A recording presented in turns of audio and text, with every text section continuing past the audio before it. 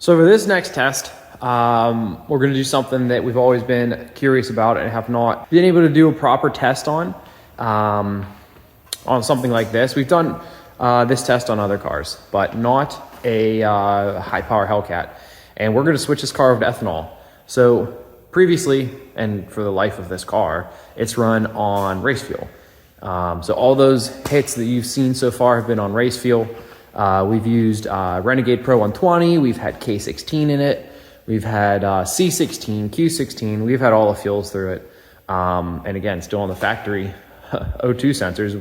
They were only just replaced now because they were locked into the factory manifold. So you can absolutely use race fuel with O2 sensors. Anyway, it's all been race fuel and using our dual pumps and a set of old school ID 1000 injectors. So we switched to a larger set of injectors, left the dual pumps alone, and drained the race fuel out of it and put Renegade E112 in it, which is an 85% ethanol fuel with race fuel. And we're gonna make a hit at the same engine coolant temperature and see how much power it gains.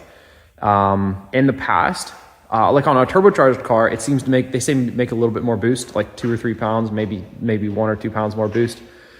And they increase in power. We've always assumed it's because they're making a little bit more boost. We've had NA cars in, 500, 600 horsepower NA cars, and there's no real gain from putting ethanol in it. And again, this is leaving the timing the same. This isn't comparing it to pump gas and being able to add more timing. It's just changing the fuel and nothing else. And in the past, those lower power cars have not gained any power.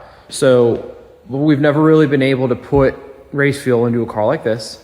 Put ethanol into a car like this. It was already running race fuel to see what it does. Previously, all cars have been running pump gas, and then we put ethanol in them and turn the timing up. So this will be kind of a first. We haven't really been able to do it yet, and I'm excited to see what happens, because when you're making this much power, maybe there is something to gain from ethanol. We just don't know. So let's see what happens.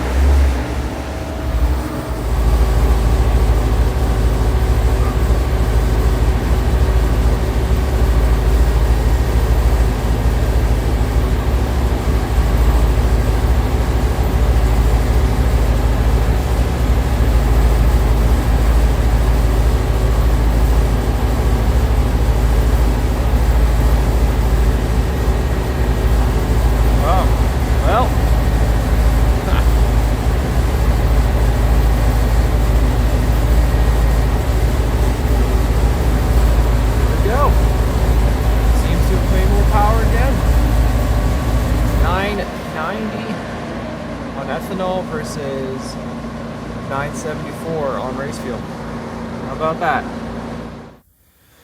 Well, there you have it. So we're up about, I guess the biggest gain would be here, 965 to 945. And out at the back, so that's 20 horsepower. Up here at the top, 988 to 973. So 15 to 20 horsepower gained from switching to ethanol and changing nothing else. No timing changes, no fueling changes, or I should say the actual fueling ends up being the same. Obviously we're adding more fuel, but that's to make the lambda the same. So that's pretty cool. First time being able to test something like that. Very exciting. And another thing to mention is this car is on dual pumps. This is two 285 TI Automotive pumps. This is no boosted pump, no triple pumps with boosted pumps, no full return system, no high boost reference regulator, no aftermarket fuel rails, no fuel lines running all over the place. It's just the factory fuel system with a set of dual pumps. Now, Now that we've done, on ethanol, previously on race fuel, the fuel pressure was never dropping out.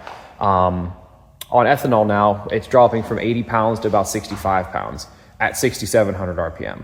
So it's absolutely manageable. I probably wouldn't recommend doing that for a customer car, just with the fuel pressure drop. But I mean, it's not a time-based thing. It's an RPM and power-based thing. So it's not like running in and out at the track. It's going to drop more as you go farther and farther down the track. So if you wanted to run dual pumps and ethanol and not have to change your entire fuel system, and you're making this much power or less, you absolutely can do it. There's no need to do all of the other fuel system modifications or, like I said, booster pumps or anything fancy like that. It just works. So that's kind of a cool little thing to note. And for reference, obviously, these are just dyno numbers on our dyno. So if you wanted to know the gains, a factory Hellcat is going to make, 650 on our dyno. So, and that's with the 262 gear, which is going to increase the number. So if you take a factory Hellcat and you go from a 262 to a 309 gear, that 650 will drop. It might make 620. So this car has a 309. So if we put the 262 gear back into it, the numbers would increase. Obviously, the car's not making more power, but that's just how the dyno looks at it. But anyway, yeah, so we're gaining, what would that be? 650, we'll just forget about the gears, but 650 to 990, 40. So a 340 horsepower gain to the wheels. You can do it on dual pumps and ethanol, as long as you have the injector for it.